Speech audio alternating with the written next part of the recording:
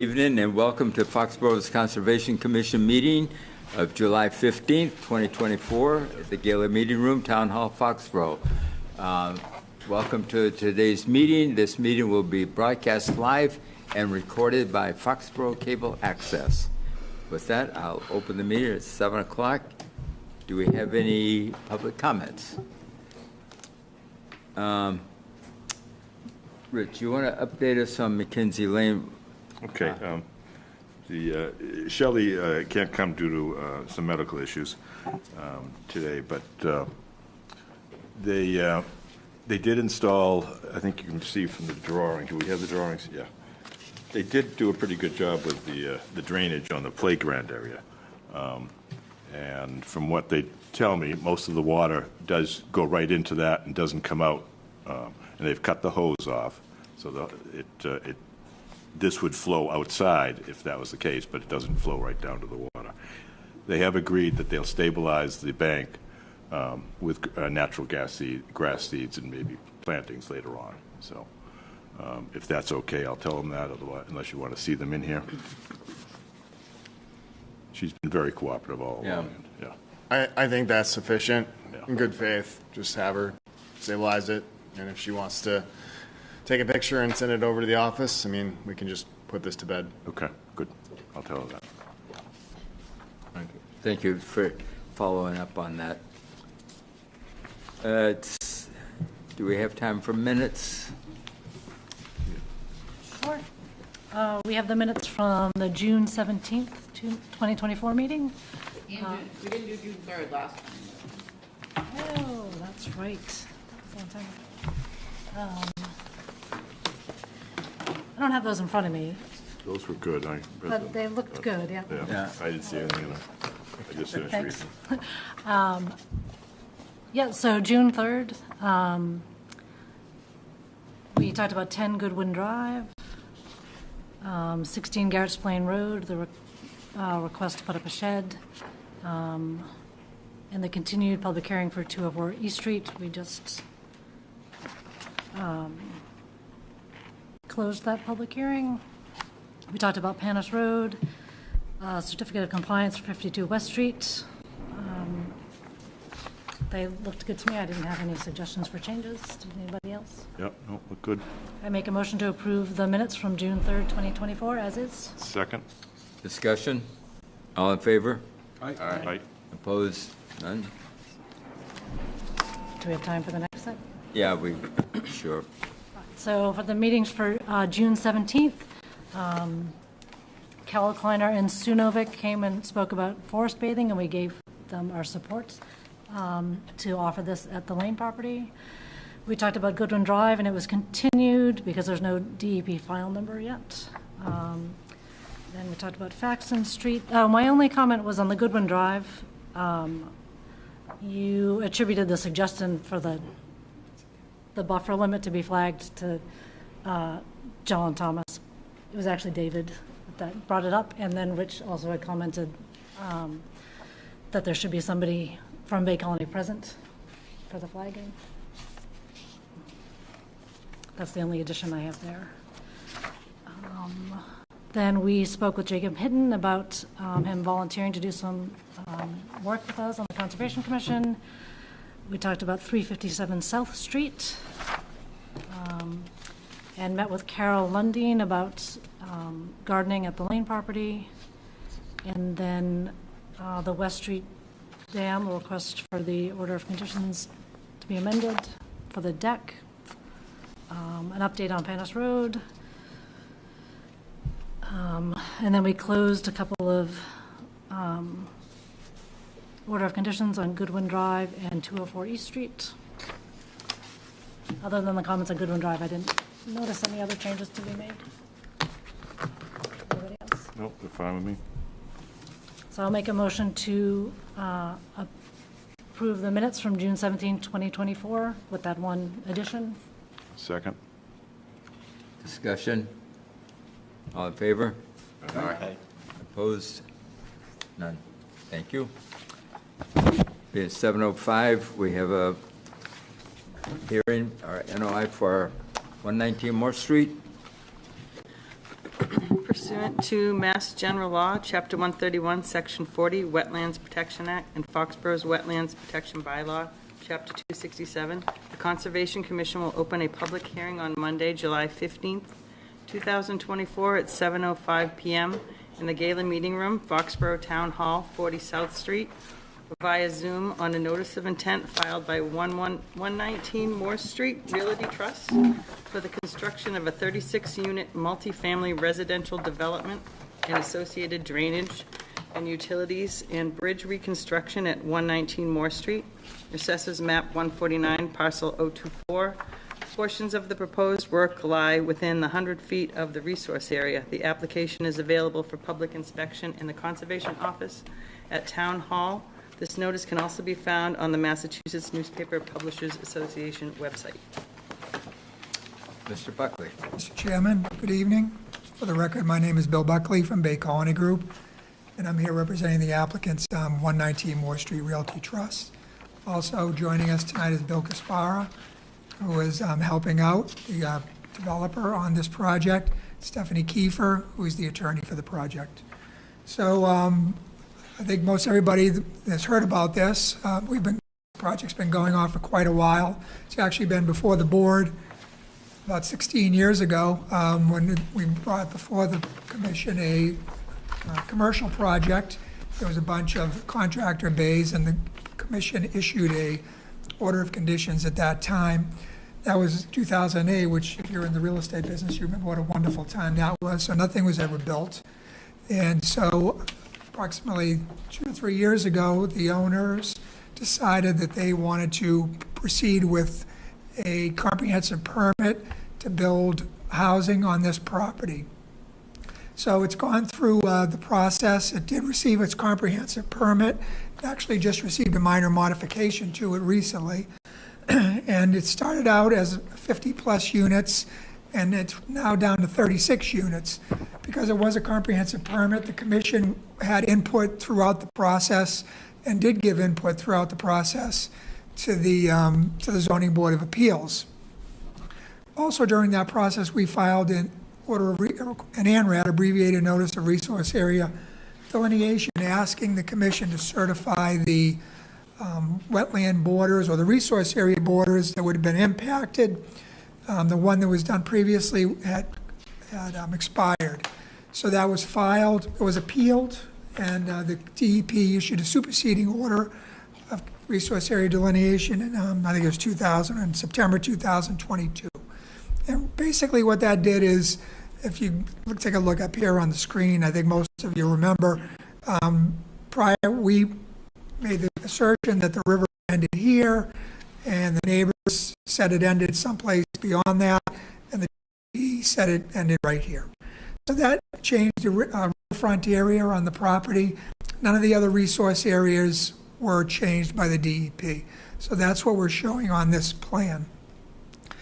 The property currently contains, it's about 6 acres, and it contains an existing, what was a single-family home back in the day.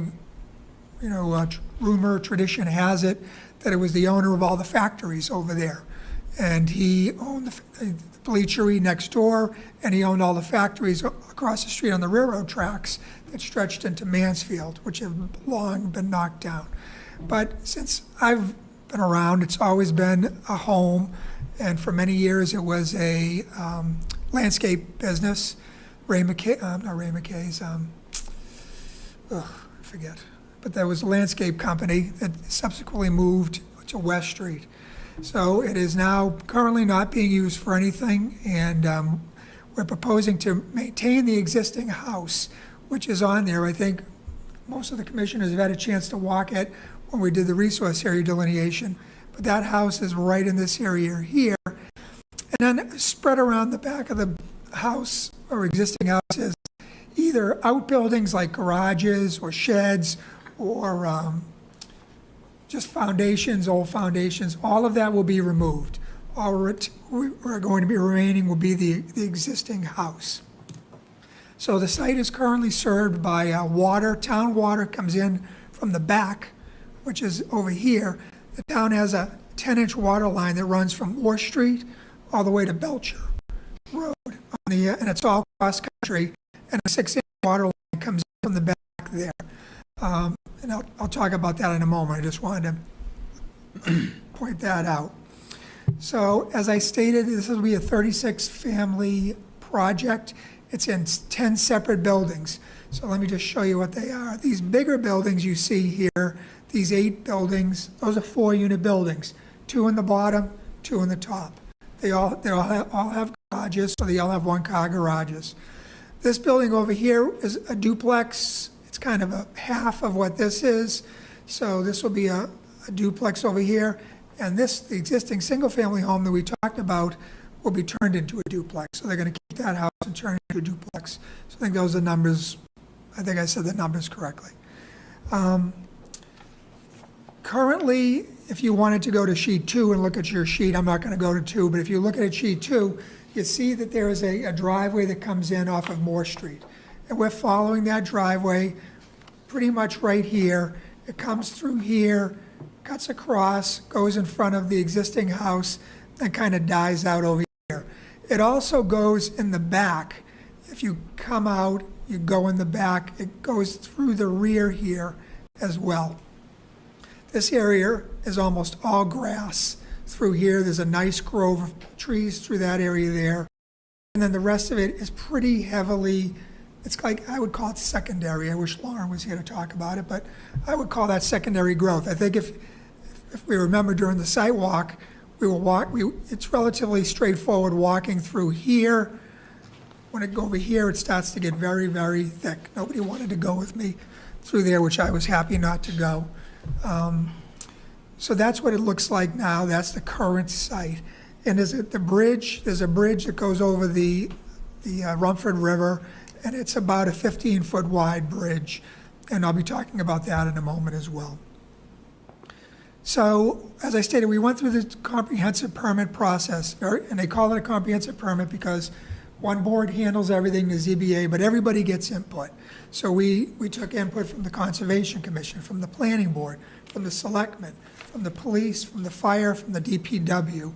So every board had input into it, and the ZBA listened very closely to it and made sure that we addressed the issues that were brought up. What we're going to do is follow that existing path, but we have to widen that driveway. That driveway is probably maybe 15 feet at its widest point. We have to widen that now because the fire department, prior to when we did our previous design, we didn't have to widen it because it was a commercial. But now that it's a residential, the fire department wanted a minimum of 20 feet wide, and then the planning board and ZBA wanted a sidewalk going out to Moore Street because the school buses will not pull into private developments, so they wanted a sidewalk to walk out to Morse. And again, I'm going to talk about that in a moment. I wanted to point out that these widths that we came up with were mandated by the different town boards for public safety purposes. One of the things the DPW asked us to do is the existing 6-inch water line. The water line ends right here. It doesn't cross over to Mansfield. Actually, the water on the bleachery, I think, is all Mansfield water. Even though the line comes in from the back, it was never brought in that way. So what the DPW has asked us to do is to take this 6-inch water line and upgrade it to an 8-inch line. So we'll be running an 8-inch line from the 10, which is in that path. We'll be running it in the same area as the 6-inch line, and then we'll be looping it through the site, and then going through the bridge down to Moore Street, kind of in front of this home right here where it ends. So what that will do is that will improve the water pressure for everybody down in that part of town because you're not going to have a dead end in that area. That was, again, I'm pointing out some of the things that we were asked to do by the departments. The site is going to be served by town sewer. The sewer line runs right along Moore Street out there. So the sewer system will be what's called a low-pressure sewer system. So it's not like a pump station. I'm trying to think of an example in Foxborough. Like down in Cabin and Forbes, they have a pump station down there by the bridge. So all the storage goes there. It's a good-sized building, and it's pumped out one system. What this system is it's called a low-pressure source system. And every home or every building in this particular case will have its own pump system. And they're not very big. I would say they're, maybe 3 or 4 feet wide, maybe 6 feet deep. They go in the ground in front of the building, or they can go in your basement. Either way, however you want it to do it. And what they do is, the system is pressurized. A normal pressure system or a normal force main system would probably have about a 6-inch main pumping it out. In this particular case, this is going to be a 3-inch main, and that's what all these low-pressure source systems are. You saw it you've seen them down in the new place on Walnut Street where they're building the affordable housing. That's a low-pressure source that goes down Walnut and out to Central Street. So the commission looked at that. I know there was minor stuff compared to the other thing, but that was a low-pressure source. So each of these will have it. The low-pressure source will run through the bridge, same as the water, and out to Moore Street as well. So there's no septic systems on this lot. You're not going to go under the river, Yeah, we're going to go through the bridge. My initial thought was to go under a sleeve, and they do what's called vertical or horizontal drilling. So they would drill it on this side, horizontally drill, pull a sleeve through and go up, and then you'd put a pipe through. They had a structural engineer look at it. He decided, and actually that's in your package, it's sheet S1, it's the last sheet, and he came up with a design. He wanted it to bring the water and sewer through it. Chris Gallagher, I think, was happier with that. He's nervous. He was nervous that going under, what happens if it breaks, whatever. Now you've got to go underneath it. So he thought going through the bridge would be easier maintenance, not really his problem. It's always going to be a private sewer and water system. So, but that's the way the design is. That's what we're presenting to the commission tonight. Could we make sure that that's double sleeve going through the bridge, just to make sure if there is a breakage, I don't want it hitting the water? Yes.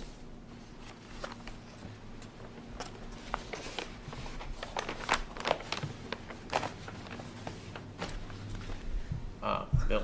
Yes. In reading the notice of intent, the water line coming through to connect to this project was not discussed. Is that going to be filed separately by DPW or? No, that it was discussed. I talked about, when I say utilities, I mean all the utilities. So I say, the driveway, the thing, and the utilities. So it means everything, water, sewer, electric. So no, it's not a separate filing. So the work associated with that, being near some of the resource areas, is covered by this notice? Yes, if you go on to sheet, I think it's sheet 4, I'm sorry, which I'll put up in a moment. We show you the location of the water line. Actually, the current water line here, I'll put it up right now.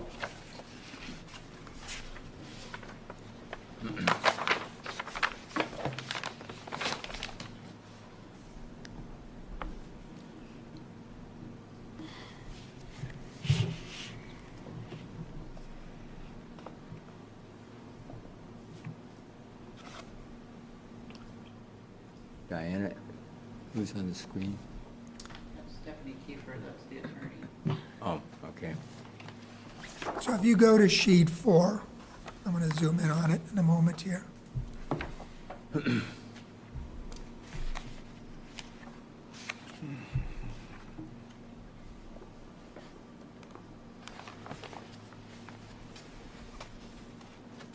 So this is the existing 6-inch water line that goes through to the site. You can see right here, it goes through the wetlands. So the new 8-inch water line will be bringing outside of it is coming in this area. And one of the reasons we're bringing in there and not pushing it more to the up, which is the west, is because we're meeting the gates that are out there, the water department. There are current gates out there, the water department wanted us to bring the water line in near those gates. So we're leaving the existing water line in place, and the other one will go out. This is a bordering vegetated wetland that was confirmed by the commission and the DEP. This is an isolated wetland, so it's non-jurisdictional. This is an isolated wetland that is also non-jurisdictional. I didn't point this out at the beginning. We're filing under the Wetlands Protection Act. We're not filing under the local bylaw. All local permits are issued by the ZBA, and they've already issued the permit. So I show the 25-foot no disturb, and we've tried to meet it.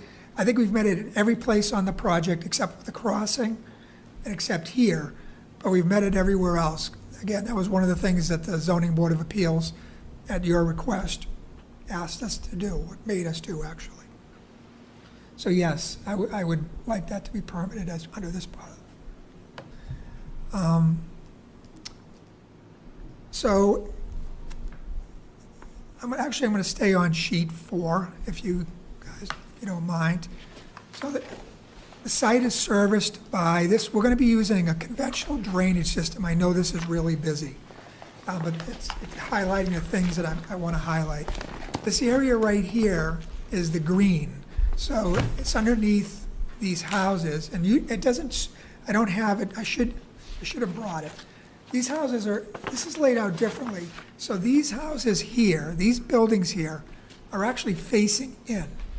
And this is a green, that's what we're calling it, actually, it's a green. There's a little gazebo there, and there's walking paths through there. So the front of these houses will be facing each other, and they're nice, they're tight, and they're meant to be.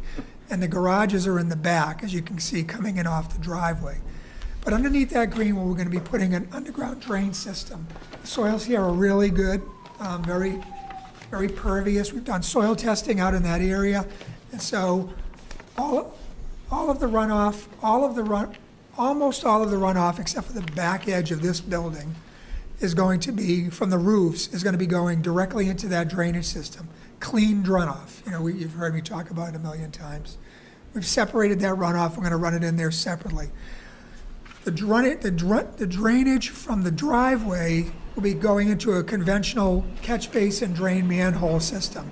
And there's a couple of catch basins here. There's a couple over here. And that's going to service these driveway. It's kind of in the loop. And that will be captured, and we're going to run it through a water quality structure in order to clean it to a minimum of 44% total suspended solids removal. And actually, it's going to be much, much higher than that. Excuse me. And the reason for that is because we want it to go into those underground drains as clean as possible to extend the life of them. So that's the drainage system there. Now, down here, I don't know why this is. Here we go. Now down here, because of the grades on the site, this portion of the driveway, basically from Moore Street to about this point right here, we can't put it into the drain system because it's just too low. It's too flat, that area. If you recall, we come in, it's flat, flat, flat, cross over the river flat, then it starts to go up. And we'll be filling the back area. So what we're doing in that area there is we've balanced the flows by capturing all the other runoff, so the rate of runoff is the same or less.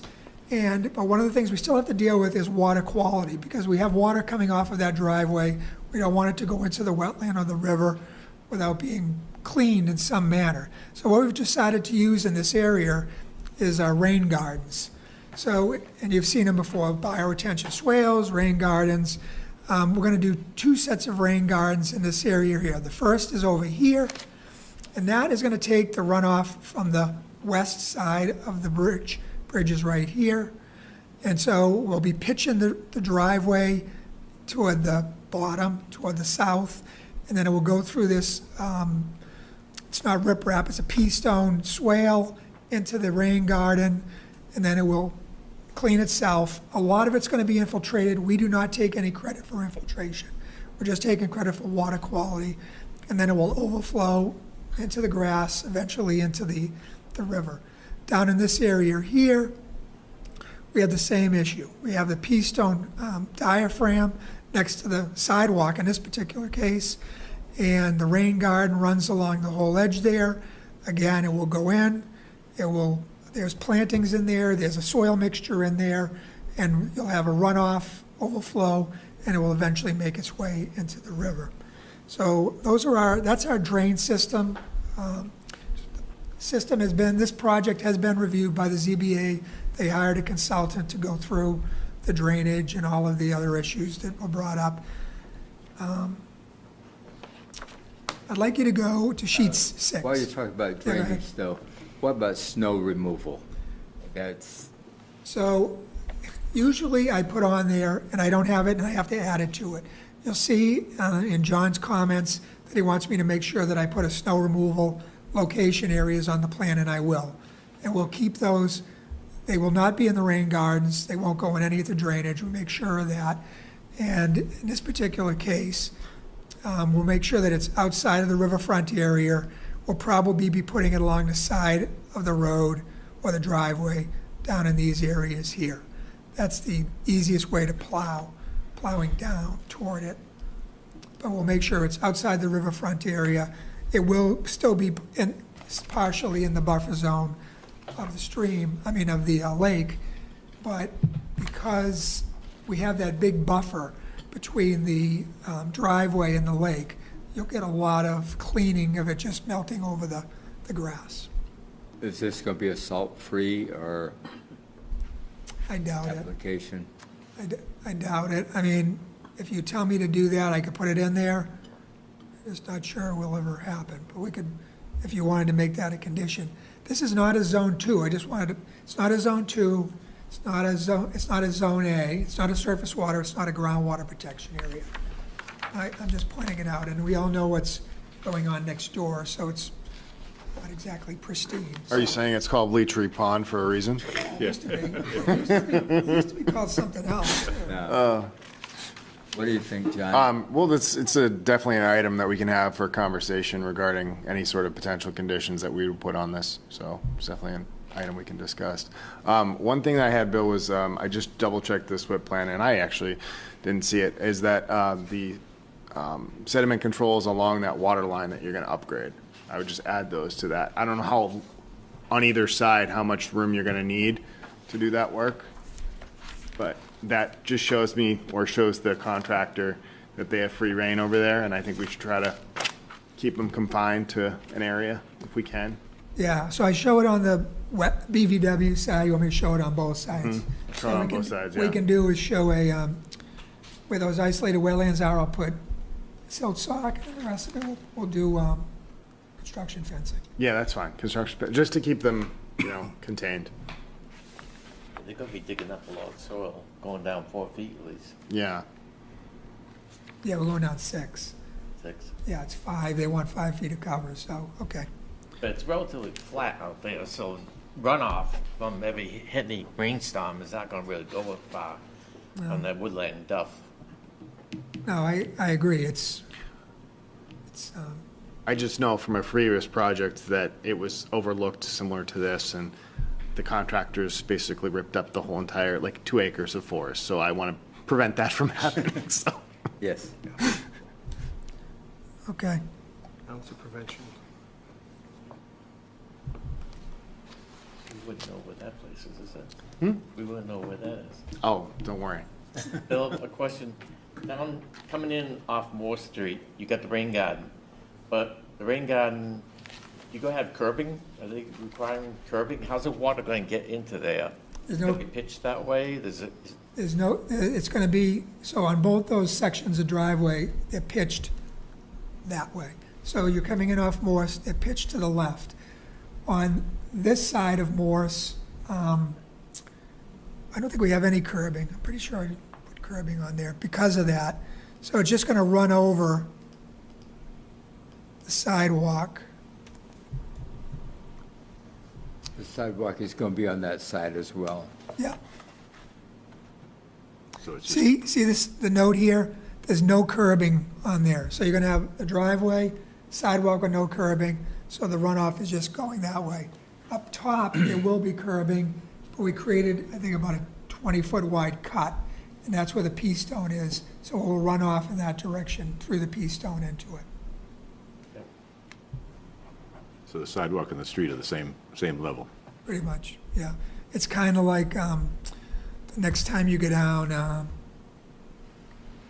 Payson Road, go past the Ernie George Field toward North Street, you'll see the sidewalk and the roadway are pretty much the same level. It's not the best. I did not design that piece. They changed it. Here, it's a little different because you're not going to be flying through here. You're not going to be going over the bridge quickly, and you're not going to be coming in quickly. So normally you want curbing or a grass strip to protect the pedestrian. But in this particular case, excuse me, there's always conflicting things. So we have the issue of we want to minimize the amount of pavement because it's a riverfront, but we also have the safety issue. So my opinion, it was okay in this area because when you're coming in off of a curve like Morse, you're going slow. When you're going to come over that bridge, you're going to go slow. So I think you'll be okay. On the other end, I kept the curbing.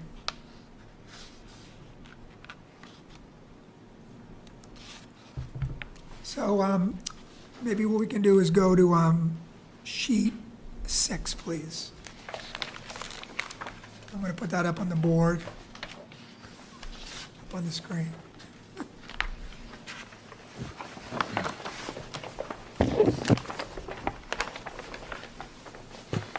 So what this is a mitigation plan that we've put together. Actually, Pear put it together for the project. And Lauren is at another hearing tonight, so she cannot be here. But this is our mitigation plan. We also, in Appendix D in the actual report, if you had a chance to peruse it, that has a fairly extensive discussion for the mitigation plan. It also has a wildlife impact report in there. Again, that was done by Pear. So why do we need a mitigation plan? Because a couple of reasons. The first is we're filling within bordering land subject to flooding. As you can imagine, this is a flood zone. So the elevation of the flood in this area here is, I think it's 180.4. And this orange that I'm showing you, it's terrible. The orange shading is the area that's bordering land subject to flooding, and that we're filling. It's 181.4, I'm sorry. So that's where we have to do compensatory storage for that area. And we're filling about, 4,900 square feet. That's the orange, and it's about 990 cubic feet of alteration in that area. So the way we're going to mitigate that is we're going to be also using this rain garden area as compensatory storage. And what that means is we're going to be digging out some of that grass, which we were going to anyways, to create it.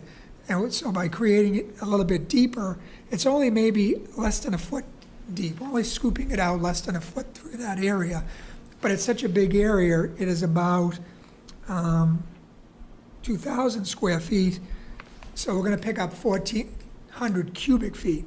So we're going from 990 cubic feet of filling to 1,400 cubic feet of compensatory storage. So we always try and do more, because invariably, when we go do the as-built, it's never perfect. So we always want to be on the high end, so we don't have to have somebody come back and dig it up again. So that area right there is the area where we're going to be doing our compensatory storage. The riverfront area it's quite large. So let me just zoom out a little bit here. You get this red line is the riverfront area. So basically, it's almost the entire east side of the bridge. And then if you go up here, you can see it's this area there. A couple of things that have happened in there, I know you probably don't remember, but we had a couple of buildings in those areas before, and that was cut back. The ZBA decided they want us to remove all the buildings along the pond. Again, probably some of the rationale was because of comments made by this commission. And we also had a building in this area here as well. So you can see, we've moved all the buildings out, but we're still working in riverfront area.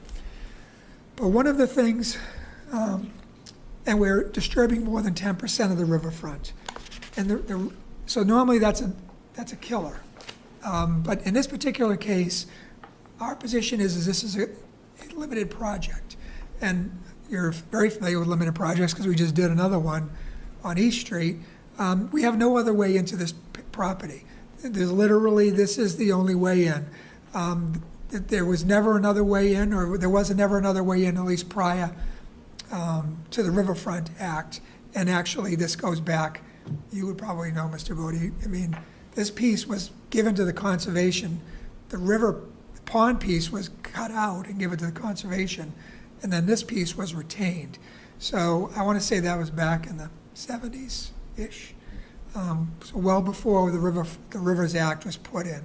So we believe that this would fall under a limited project, and therefore falling under a limited project, it allows us to fill or to alter more than the 10%. So if you, again, look at that sheet I gave you, what we try to do is go up in the corner here, as much for our own purposes as yours, and show you what we're looking at. So we have 80,000 plus square feet of riverfront area on the property. Approximately 8,500 square feet of that is degraded. What does degraded mean? It means it's not green. So it's either dirt or pavement. So there's 8,500 square feet. That's the driveway mostly, and there's some gravel over there on the west side. So typically in a riverfront area, we're limited to 10%, which would be 8,000 square feet of the riverfront area, or no more than the degraded area. So that would be 8,400. We're actually altering 14.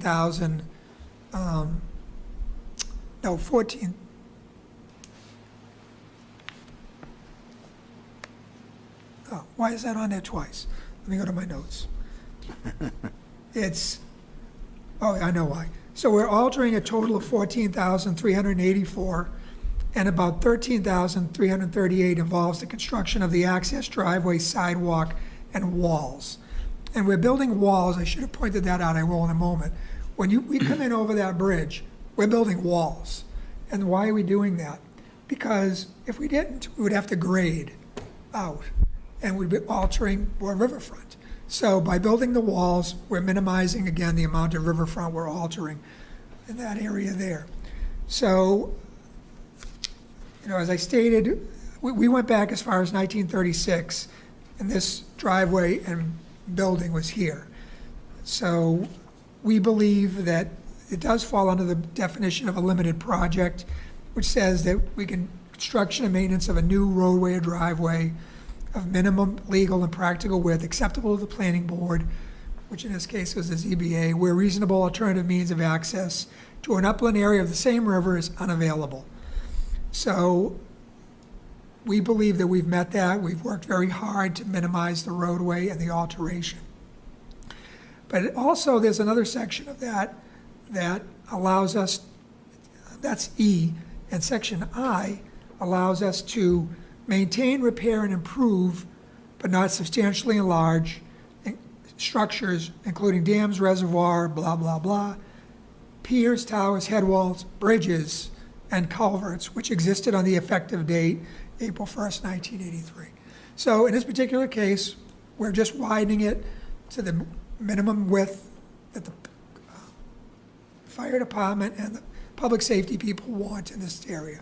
So again, I think that you would look at that, I believe the commission could look at that and say that we do meet the standard laid out in the Wetlands Protection Act.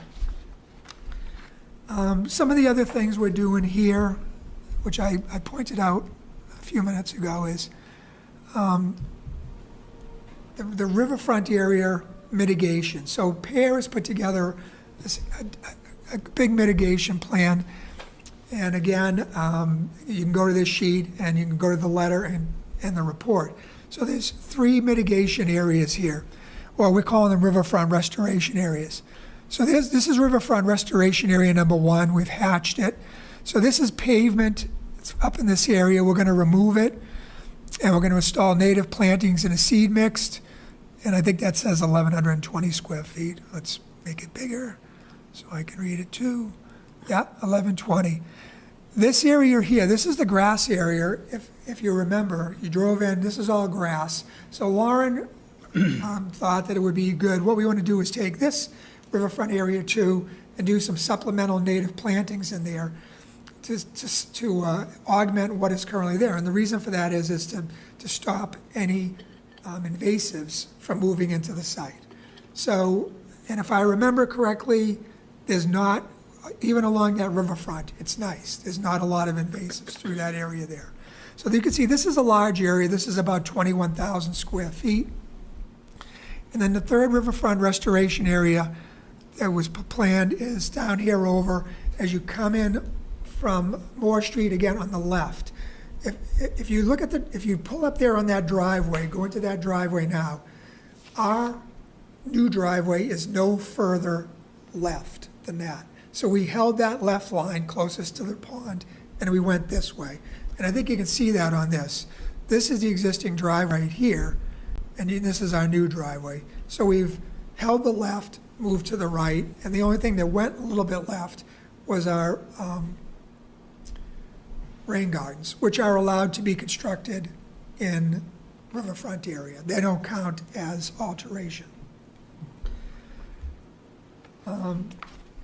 Monitoring and maintenance will be solely at the developer, and then the condo association will have to do it. Laura prepared a maintenance plan, and we also have a stormwater maintenance plan,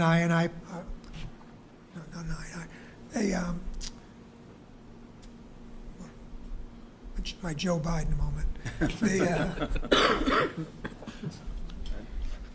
So it's a maintenance plan, an operation and maintenance plan. Some of the other things that the commission must consider as a performance standard, and again, I've outlined this in my letter, is protection of other resource areas. So what other resource areas are we dealing with in here?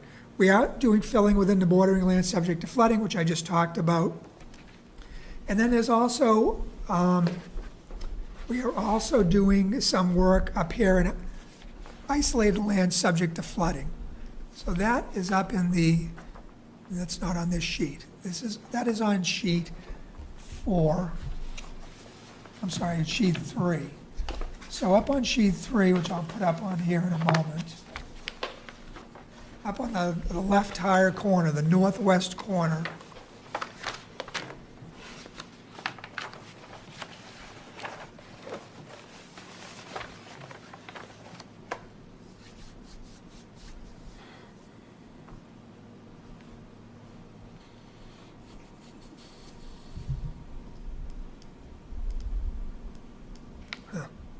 okay.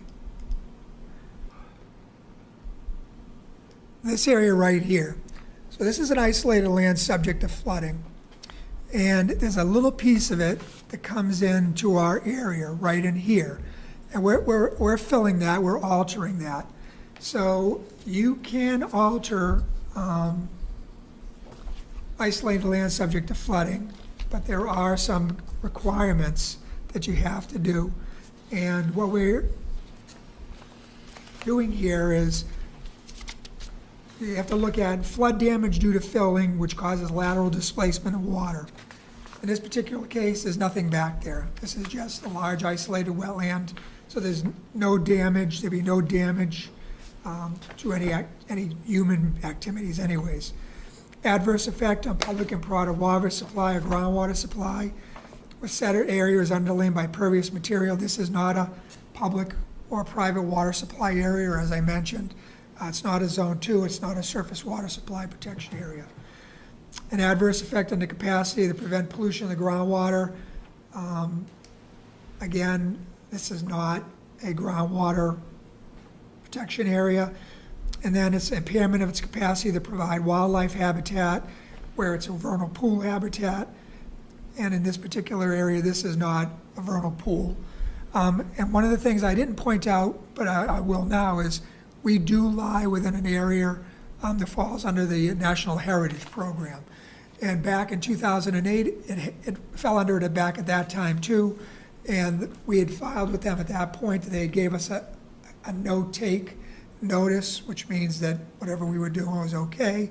And so we have refiled with them as a part of this notice of intent, and that we have not heard from them. But I hope and expect to get a no-take, because this plan is significantly less intensive than the commercial design we had before.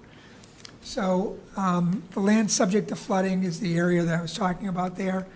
About 62 linear feet, 62 square feet of land underwater is going to be displaced by the reconstruction of the bridge. I'm not going to go through all of it. It's on page 5 of my letter. I listed all. Water carrying capacity is not going to be made worse. It's actually going to be made better, because the bridge is going to be made bigger and wider so it's in compliance with the DEP stream crossing standards. Ground and surface water quality, no impact. Breeding habitat, no impact. Wildlife habitat, Lauren talks about that in her report. Again, in Appendix D, she did not find any issues. So that's one of the other things. And then we're altering about 22 feet of bank along the Rutherford River because we're expanding the bridge. So again, there are performance standards we talked about: physical stability, water carrying capacity, groundwater surface quality, and the wildlife issue again, and I discussed that as well. So I've talked a lot, and we've gone through this, and I guess I'll stop right now and we can start a discussion. David, you had your hand up first. Looking at the site, and we all know it's tight, you're going to have to be removing some of the soils, you have to, but you're also going to be bringing in a lot. Yes. Where are your soil storage locations? We do not have it. I do not have a final SWIP. I gave you a draft. It's really difficult for me to do that. What I do say is that they'll be outside of the 100-foot buffer zone and riverfront area. Once we get a contractor on board, we sit down with him. I sit down with him in my office, and we take the SWIP and we finalize it, and then we file for our NIPD's permit. And then what we'll do at that point is we'll sit down with John and whoever the planning board or the ZBA designates, if anybody, to be the eyes of the town there. It's usually now the town engineer, Lance, and we'll go over that at that point, and then we'll look at those things like that. You know, where is the stockpile going? What's the phases going to be? I have no idea what the phases are here. I don't know what buildings they're going to build first, so we'll need to do that, and we have to. But it's as you know, it's an ongoing, it's a live document. It's going to change weekly on phases. You know, I think, my opinion, if you put something in your condition that said that no stockpiling can take place within the buffer zone or within the riverfront area, then we'll obey that. I would even take it a step further and have you provide us a plan prior to any sort of construction efforts. Yeah. You know, and then also provide us an updated SWIP, updated construction sequencing plan, all that stuff that we would need prior to engaging any sort of construction. Obviously, the contractor would be hired, all the other folks that would know exactly what's going on, they would know, and we'd have a good kind of sense as to how to proceed. So I think we could definitely condition that moving forward. I've done that many times for large-scale projects like this. I think we just did it on Ridge Road. I want to do it on every project. That way, you know, I mean, how many times have you seen me in here defending my clients for doing things that they shouldn't have been doing? So if we get them at the beginning and everybody's in the room together, then you can't say, well, I didn't know, you know, that type of thing. It's still going to happen, but at least we're doing that. So I agree with what John said wholeheartedly. I'm all for that. Now, the second question, being a tight site, we also know they're going to be parking in the areas that you want to restore. It's inevitable, unless you force them to park out on the site that's been cleared, where they're going to build buildings in phases. So if they be parking in those areas, they're going to compact it. If they have any construction equipment, you got leakage always. I mean, who's going to be monitoring that? And do we have a plan of going in there and cleaning it up? Because I don't think Laura wants to plant anything out there before they start construction. That's a good point, and we'll need to address that. I mean, on a site like this, I would suggest putting in sediment trap basins north of the road to capture any runoff potential. You know, obviously, then the other question, Bill, is, you know, are you going to construct the bridge before any of this major construction efforts happen? Or are you gonna keep the road as is and then use that for construction and then build the bridge later? I guess that's my question. I don't know. I'm guessing. And is the bridge sufficient to have trucks going back and forth over it? How's the integrity of it? You know, that's the Yeah. question. No, we've done this, we've done this multiple times. We've got structural engineers look at that bridge, and they've already said, it's fine. Okay. You know, it's fine as is, as best they can, because they can't, Right. there's no plans, but looking at it. So, one of the things we were going to do, and again, I don't think this was put into our permit, but is, we're gonna have a reinforcement laid over the existing bridge. Yeah. During construction. Plates. In order to do that. So that would have been, and I don't know how they would do it, not a structural guy. Yeah. I mean, but they would put some reinforcement over that, and then trucks would go back and forth. I don't know if the bridge is gonna be built first or not. Okay. I don't know. I think that's probably something we should figure out Yeah. before the pre-construction meeting, so however That'd be part of the phasing too. however the developer wants to proceed. I mean, that's also up to the contractor to, whether they're comfortable driving their trucks along that bridge back and forth, numerous trips, trucking in and out, so. And so I need to figure that out, and I think that should be part of the SWIP on where vehicles can park. That area's so flat that even if you put basins in there, the water's not gonna really go to them. Because one side is all fill, that is all grass. So I'm thinking of it making sure that, for instance, no potential runoff goes, I guess you would put sediment controls on the opposite side too. You could do that too, prevent runoff, and then, I don't know. I mean, I haven't really been out to the site because it has a superseding ORAD to it. But I would say that if this was the case, then it's relatively flat. Then, I mean, I'll leave it up to Bill for you to think on how to put something together for the SWIP.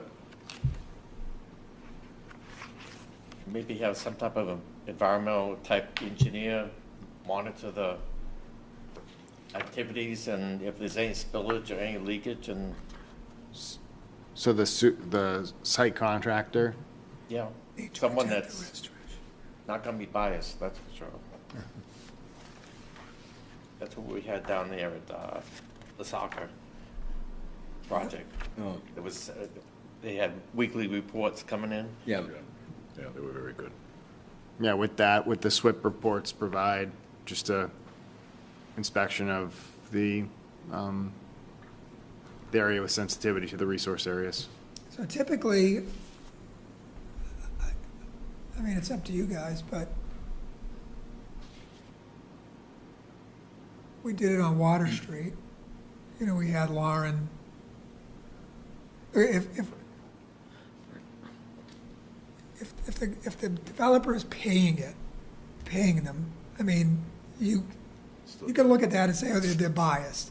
It's just the nature of the beast. I mean, I'm biased, afraid being here today, but I'm not gonna lie to you, but I know sometimes you're fearful of that. The only really way to do that is to have and I don't mean you, I mean, it has to be a town person to do it. Otherwise, so I don't know. But again, and I'm not minimizing this, Water Street was different. Zone 2, surface water supply, you know, that was, like, you're next to a Superfund site.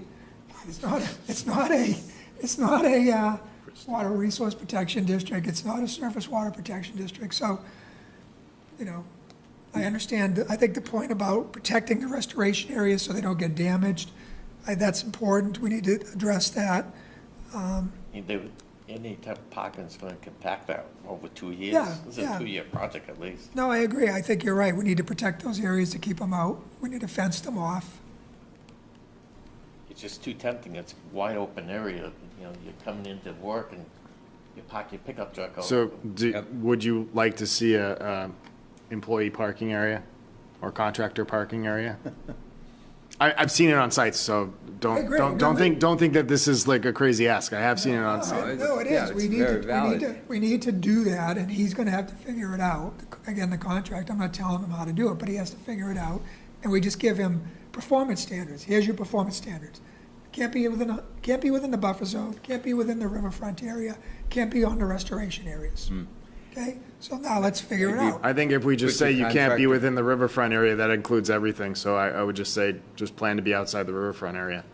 That would be fine. Yeah. It would, these areas, in here though, it's a little, like along here, this is buffer zone. That's buffer. Yeah, so there is buffer and riverfront. But I can work on that. I mean, again, this is all Well, I think David was more concerned about the areas that you're going to be the riverfront area, the restoration. restoration areas. Three Restoration restoration area. areas. Yeah, yes. I think you would be comfortable with them having sediment controls established and them parking near that area, right? In the restoration areas. Not outside the restoration Yeah, areas. put your siltation, put a contractor Fence. fence up. Yeah. And just, that's it. Because it is considered their limit of work and they're Yeah. allowed to do work within those areas. Yep, okay. You also got, before you destroy it, you also got that paved driveway that goes into the back.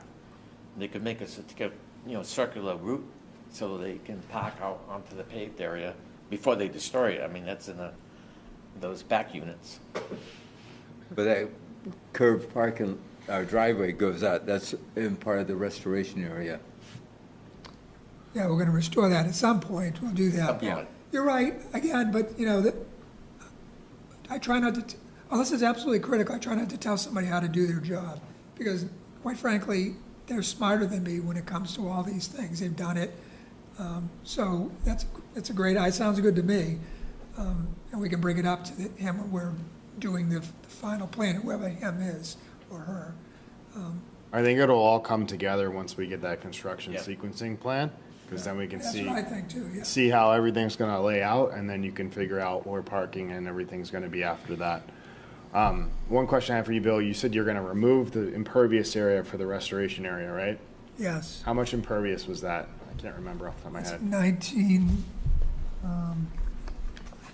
You had a sheet. Was it like 1,900, 2,000, something like that? yeah, it's 1,900, no, it's 1,120.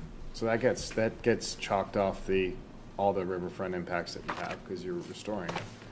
So that gets, for instance, I'm just thinking off the top of my head, that gets subtracted from all your riverfront alterations. From the 13,000. Yeah.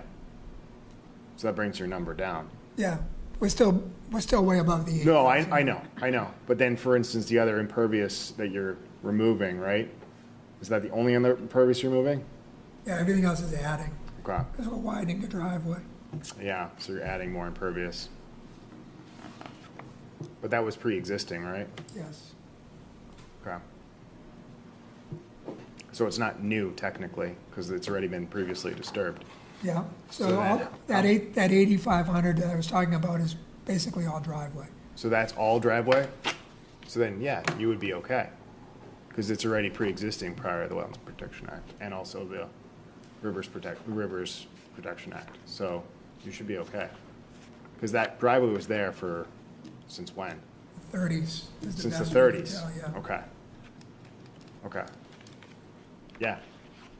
Previously degraded area. Okay. Okay.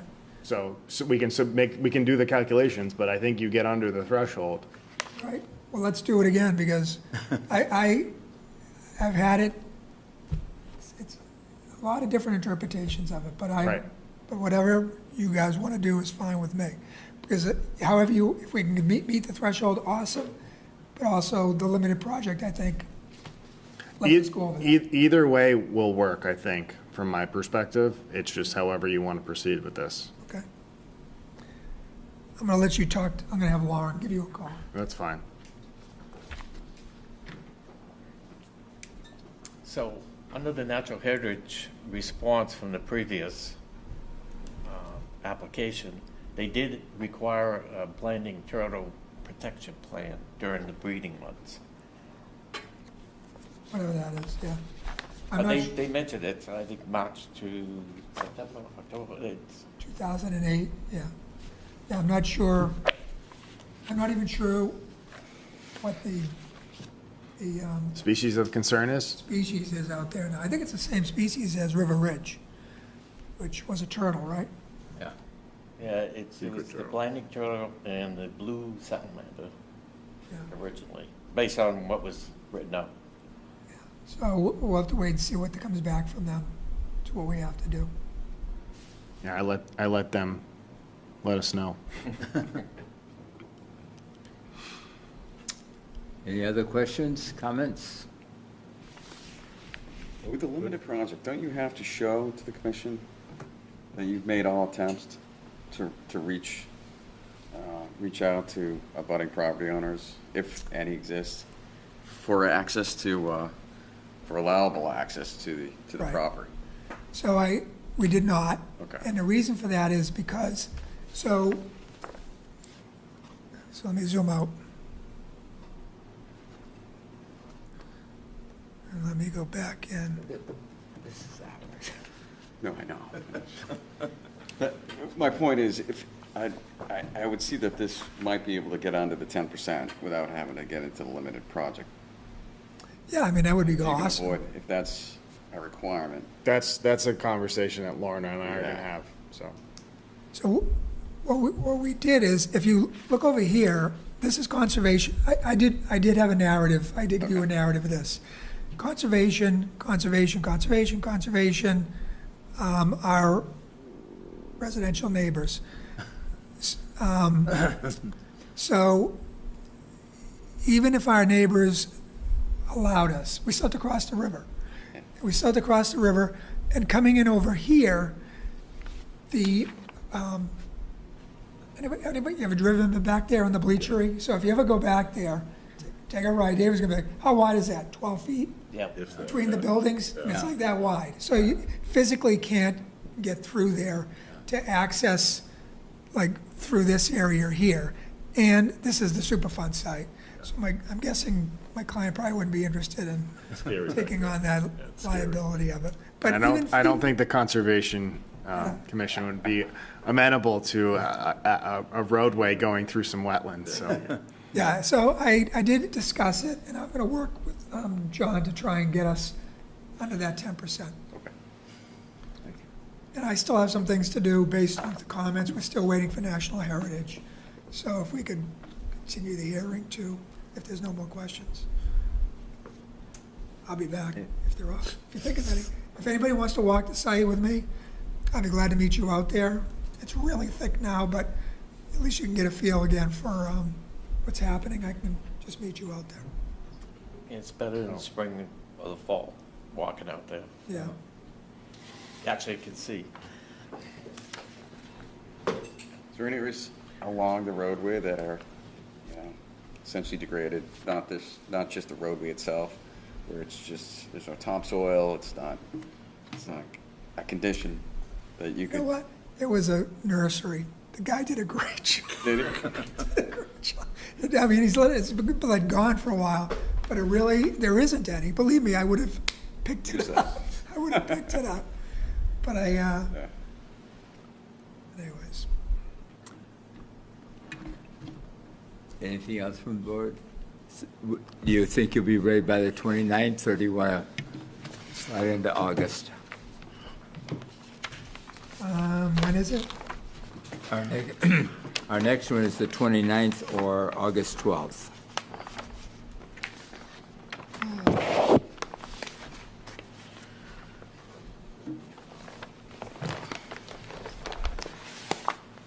I think the 29th is going to be too soon, Okay. because I'm gone next week. All right. And so You're going to be on vacation part of the time, so. Yeah. But you know what? If you could put me on for the 29th, if you don't have anything else, push me off. But, I just got filed, so. okay, so if we can go on the 29th, if Lauren can get it done, because most of this work is hers, and we can get it done, we can come back and go over that, and I can just. And if you zoom in. don't have it, you can just We'll ask. continue it for Yeah. the 12th, yeah. Okay. Somebody want to make a motion to continue? Make a motion to continue 119 Morse Street, NOI DEP number 157641. Second? To the 29th. To the, to the 29th, yes. I wrote it down, but forgot it. Second discussion, all in favor? Opposed? Thank you. Bill, is that triangle ours, or is that owner unknown? That's yours. This is all town land right here. This piece right here. Is that, And the whole that's not Bleach Pond. Concom, is it? Yes. Yeah, it is? You own the whole pond and that triangle, Oh, okay. and then you own across the street, that whole pond. You guys got the bucks. Offense, yeah. Okay, it being 7:10, we have a continue. The 119 Moore Street, the old one. Oh, yes, okay, yes. I was going to interrupt and do that first, but that's all right. We got 119 Moore Street, request for a certificate of compliance that they didn't do anything, 157466. So what's the technical term on that? We're voting it as an invalid order of conditions. Okay. Somebody want to All make right, that I'll motion? make a motion to make a motion for invalid conditions, is that right? Invalid order conditions, yes. Invalid order conditions on 119 Morris Street, DEP 157-466. Do I hear a second? Second. Discussion? All in favor? Aye. Opposed? None? All right.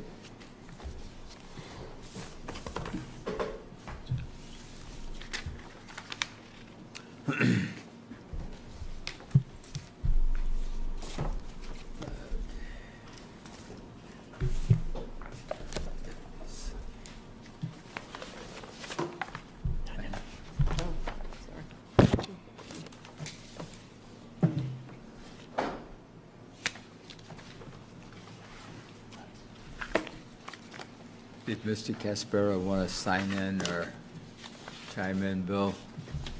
I doubt it. Okay.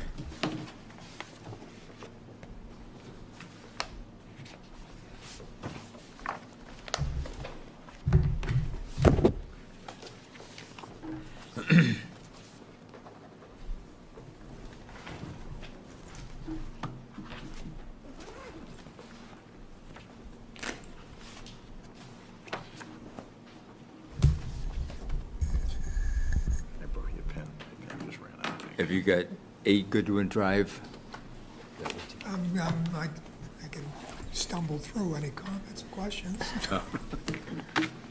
I just thought continue, you right? Yeah. you were all DEP done. number? You were all done, but you were waiting for the DEP number. Okay, We received that, so. all right. I did want to make a comment. I was out there today. There's one place where we got some siltation going through. If you remember where the retention basin was that you corrected last time? Yeah, I sent you the pictures of it. Yes, right. Thank you for that. But if you go to the right, with it back to the street, Yeah, to the right a ways, there's a house that's under construction, and I can't tell which property that it is, but there's one gully going down through there. so there's the house under construction, and then is it 18 two- Goodwin? Yeah. 18 Goodwin's the next one? I don't The one know, the before numbers 18. up It's the one there, before 18? Yeah. Okay, I don't know which one the it is. numbers are confusing to Yeah. me, but I just walked up there and Between there's, 12 and 18. Okay, Yeah. I know who that is. I'll talk to him. as I say, it could be the lot that the detention basin is on. I'm not sure. I think it is. So that's Scott Martiniak's, but I'm just sending a note to myself.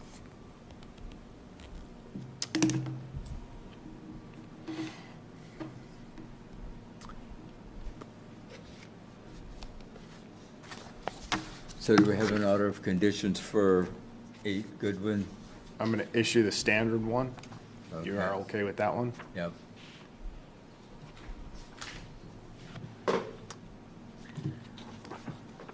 Someone want to make a motion to issue an order of conditions for 157640? Before. Rebecca, you mentioned that we added something in our discussions on that. We wanted to make sure that the trees were flagged thoroughly and that somebody was there to make sure that It was done. it was done properly. So the condition was, say again, I can't remember off the top of my head. That it says, the buffer limit of work to be flagged before the trees are cut and meet with the tree cutters to confirm which trees are to be cut, and that someone would be on site to monitor. So we were going to put a special condition in there. Yep. All right, I will do that I think per those meeting minutes. Okay. It was monitoring while they were cutting. So that we don't have a disaster like we had on 18, that there wasn't anybody monitoring. Did you just volunteer yourself? No. Sounds like it. It did sound like it to me. So, I right? don't get paid for that. He does. So am I signing this or am I not signing this? So you can sign it pending the additional comment that was made from the previous meeting minutes. I'll just add that language in there All right. under findings and a condition. Did we close the hearing? Oh, that's fine. I We don't think we closed continued right? it. We gotta close it first. Yeah, we were waiting for a DEP number. Okay. Before you issue. All right. Yeah, close. Okay, Close thank and you. Issue the order. All right. I'll make a motion to close the hearing on 8 Goodwin Drive, DEP number 157640. 640. 640, jeez. Okay. I said go. Do I hear a second? Second. Discussion? All in favor? Aye. Opposed? All right, so it's closed. Now then, I'll make a motion to issue a order of conditions for 8 Goodwin Drive, DEP number 157640. Second.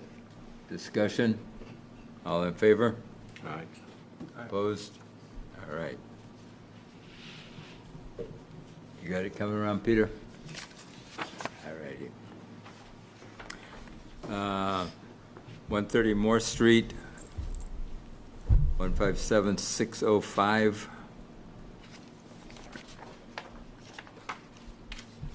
Request for an order of conditions, do you? Extension. That's for an extension. How many years? 3? Oh, Yeah. extension, all right. Did they give us a reason why they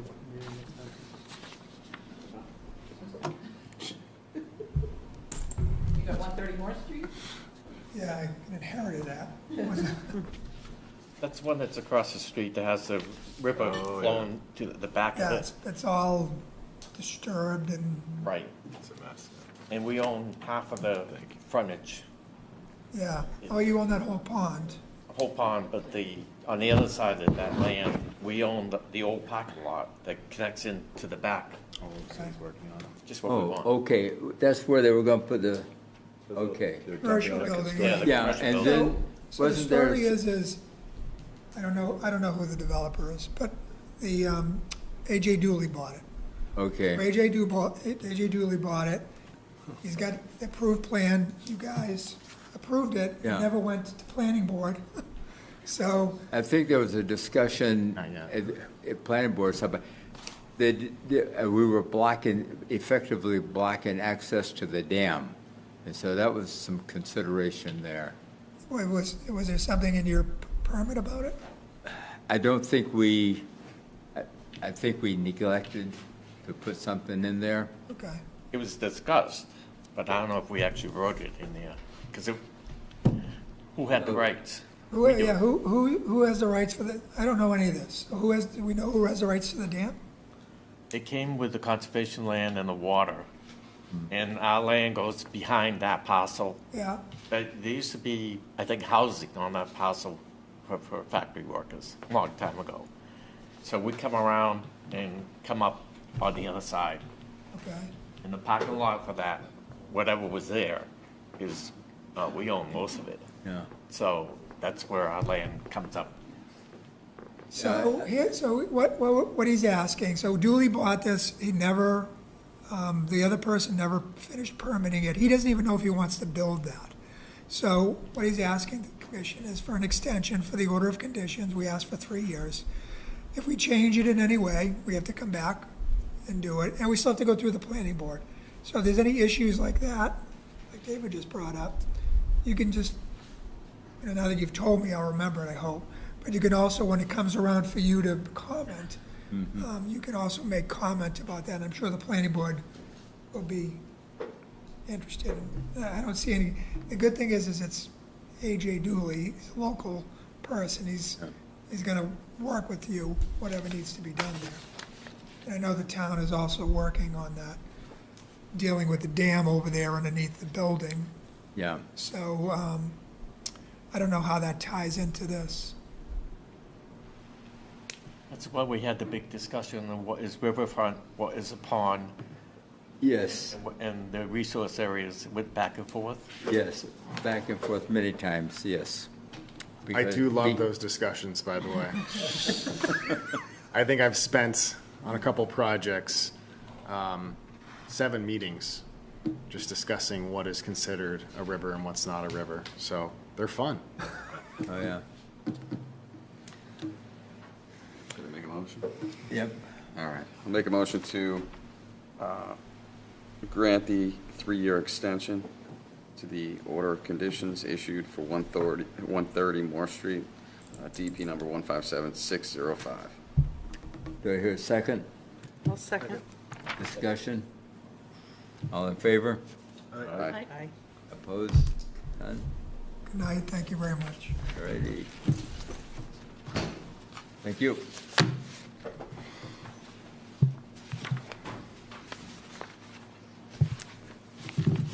Do we have anybody for Wolf Meadow? Is everyone zooming in on that, Diana? or- Phil was going to try to be here, actually. Well, I talked to Phil. He was in the parking lot here, and it looks like he had to run out before he could come in and discuss it. But he's been going over there, working on that dam in the area, cleaning it up and making a better pathway to get there. So he was going to discuss what we could do, but he's made some improvements, his people, over there. And the water level has gone down, so they got a better roadway. Remember, we went splashing through that road? Yes. But that has been improved with the monitoring that he's been doing. But he'll gladly, come in and discuss anything else. But he's been trying to do what he can with his staff. Yeah. But he was waiting out here, but I saw him flying out of here, so I'm pretty sure he'd get called in for some type of emergency. All right. So the question is, it's beaver activity, is that correct? I assume so, yeah. Beaver and human. I mean, the beavers are putting it there, the humans are pulling it out Right. and piling it up, So blocking the path. the question is what can we do to alleviate the beaver issue? The question is, who has the money to help alleviate the beaver issue? I think that is a great question, David. Yeah, technically, there's no public health danger, because there's not a real big dam, and Right. it's hardly anything, it's all woodland, it's all our land and state forest. But we own the pond, or most of it, Okay. and state forest picks up to the north of it, Okay, so all expenses are going to be paid by the Conservation Commission on this one, I guess, right? on a zero budget. On a zero budget, right? Yeah. So, And I don't think, based on what the rules are, I don't think you can hire a trapper to go in there to get it's it. November to April 15th. So it goes from November 1st to tax day. So we're outside that threshold right now. Yeah. But you still have to have a good reason. Yes, you Board do. of Health has to make those Board of Health decisions. has to make those decisions, yes. But he was willing to help. Well, Tom. Yeah, no, he Rizzo seemed had- very eager to help, and Right. But unfortunately, Tom had to leave because of management issues. do we ask him back again, or? So He had it. Huh? He had it with the certain people. there are some ways where you can try to do it with the help of some volunteers and create a kind of, I guess, divergence or diverter kind of system where you can get some piping from Home Depot and get some caging to kind of see if it fixes or alleviates this situation a little bit.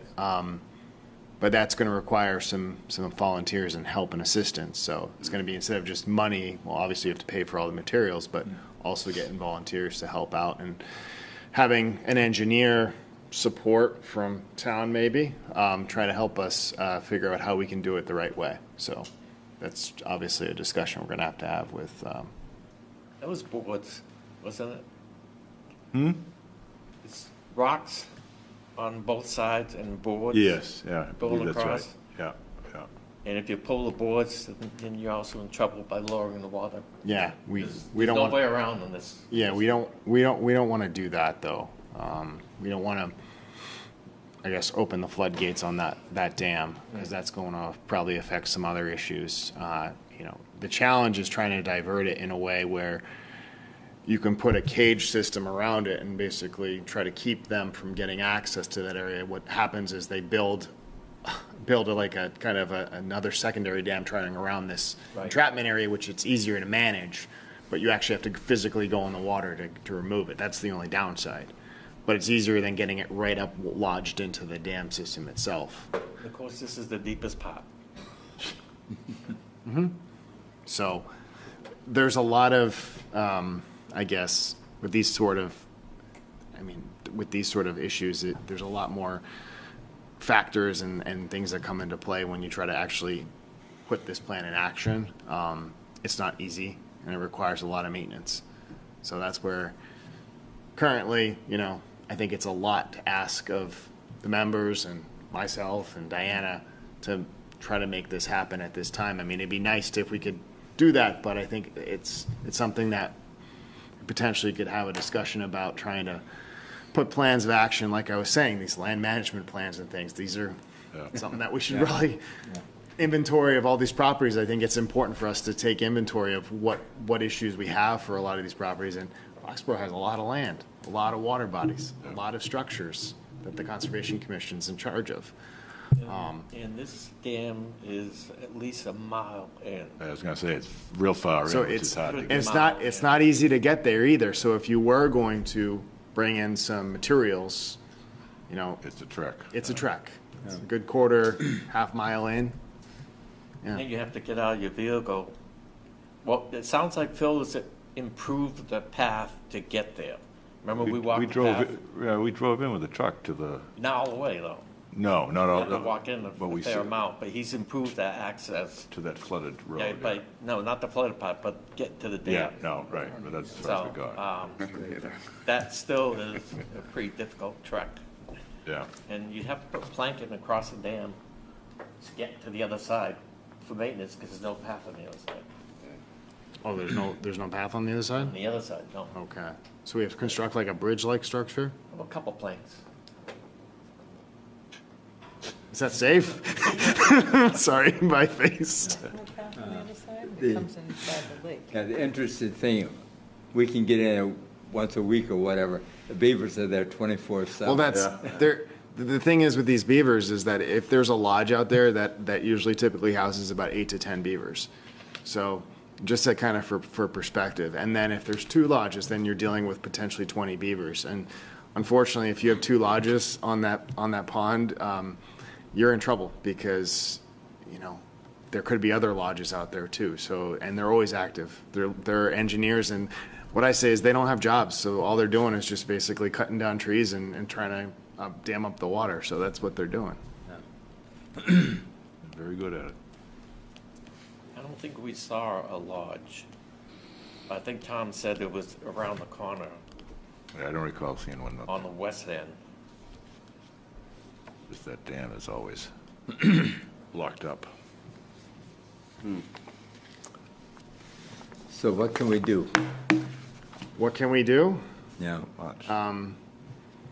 I guess try to get some volunteers to help us with the cleanup efforts and see if we can secure some funding to put towards a project.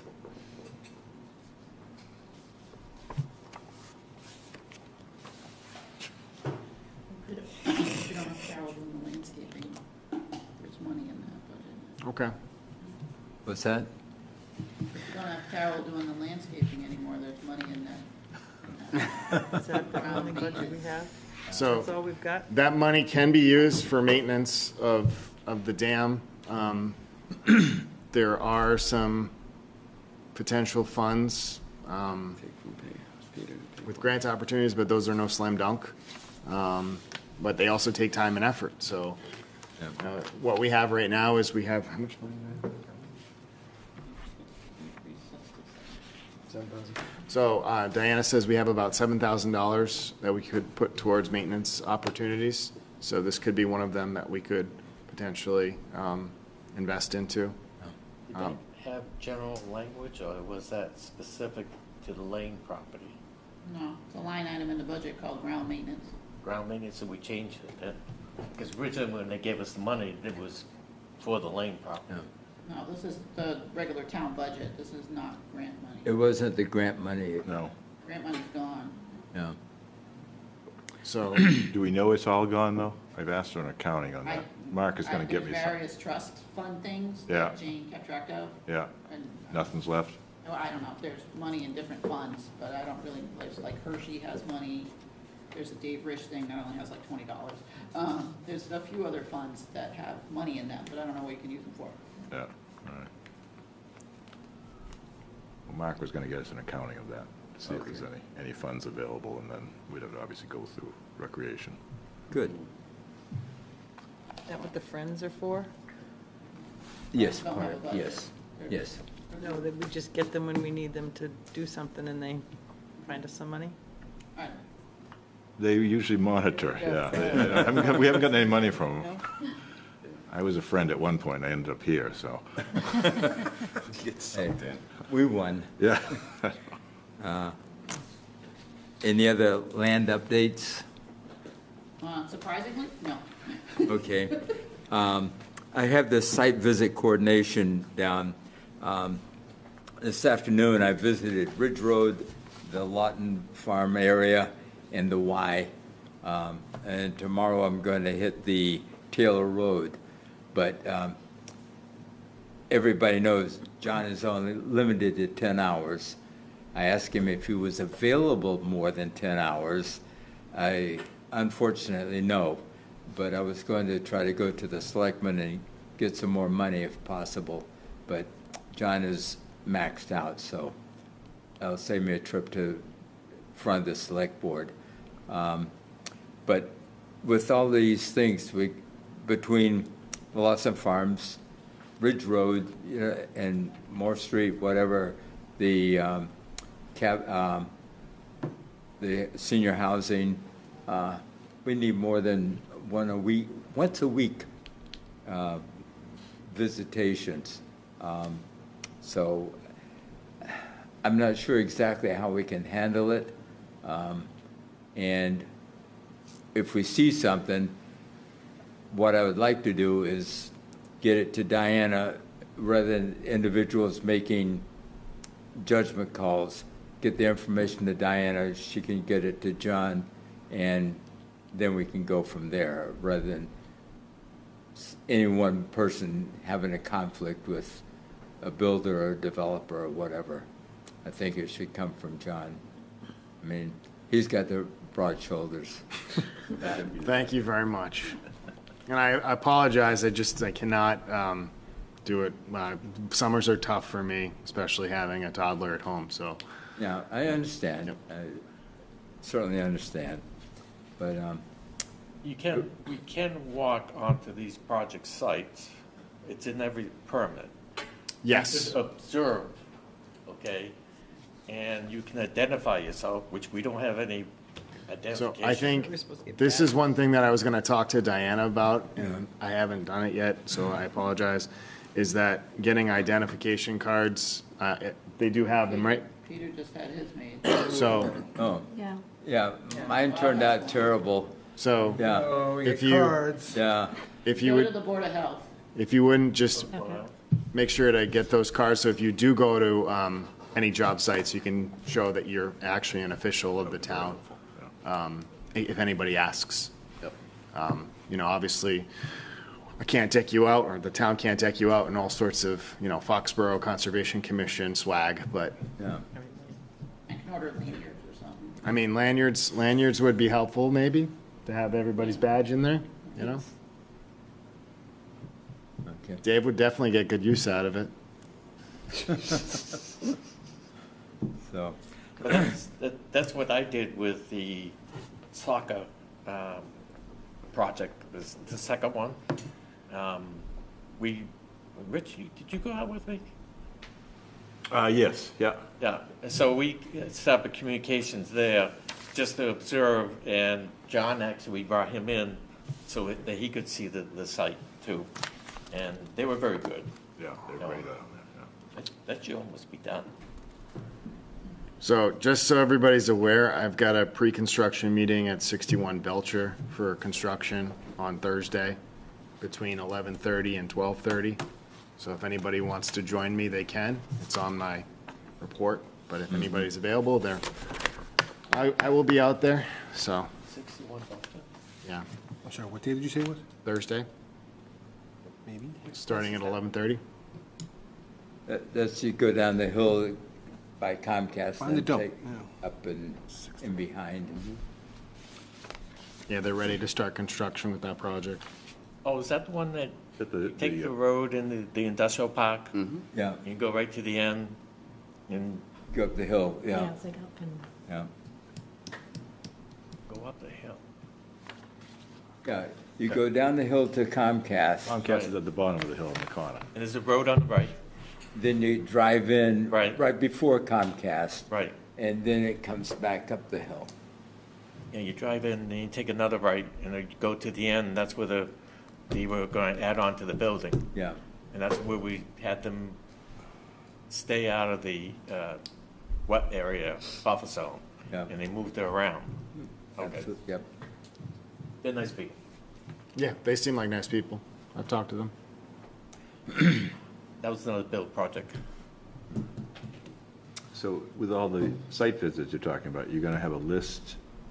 Well, Diana, if you or- see anything, just let Diana know what, try to take a picture of it and get that to Diana, then she can forward it. to So Chad. what I'm going to do is I'm going to put together a list of active sites that are currently ongoing. And that way, all the members have an understanding, and I'm actually going to make a database with links to plans and stuff. So I will have that available for everybody. That's awesome. So it'll be a working database. It's probably going to be over Google Drive if everybody knows how to use Google Drive. Some of us will learn.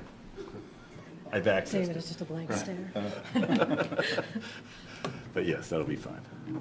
It's I'm pretty not sure. easy. It's real easy. You just click, Yeah, click, it is easy. click on a link. Oh, all I have is Google Chrome. That's fine. It works well on Google Chrome. You have a Gmail account, right? You have a Gmail account? Yes, I do. Okay, good. I haven't looked at it in a while, but that's good. No, I look at it daily. Okay. I'll come in, Diana can update me some, Okay. okay. Anything else? It'd be good to have a list, like you say, of what's active, but also it would be good to have a list of projects that may have been completed, but they haven't asked for the, certificate or any paperwork. You're asking for a lot here, David. No, it's something that I brought up to Jane a few times, because that way there, everybody can, see what's going on. Diana says that she has a huge master list that she can provide you, but I think you have to be able to use Excel. Do you have Excel? No, Okay. well, maybe, no. All right, anything else? Do I hear a motion? Make a motion to close the meeting? I'll second that. Discussion, all in favor? Aye. Opposed? None. Thank you. So think they passed the override?